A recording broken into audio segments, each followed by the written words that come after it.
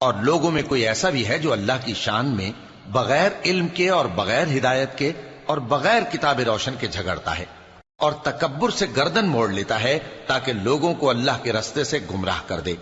اس کے لیے دنیا میں ذلت ہے اور قیامت کے دن ہم اسے عذاب آتش سوزاں کا مزہ چکھائیں گے. اے سرکش، یہ اس کفر کی سزا ہے جو تیرے ہاتھوں نے آگے بھیجا ہے، اور اللہ اپنے بندوں پر ظلم کرنے والا نہیں. اور لوگوں میں بعض ایسا بھی ہے جو کنارے پر کھڑا ہو کر اللہ کی عبادت کرتا ہے، اگر اس کو کوئی دنیاوی فائدہ پہنچے تو اس کے سبب مطمئن ہو جائے، اور اگر کوئی آفت پڑے تو منہ کے بل لوٹ جائے، یعنی پھر کافر ہو جائے. اس نے دنیا میں بھی نقصان اٹھایا اور آخرت میں بھی. یہی تو صاف نقصان ہے.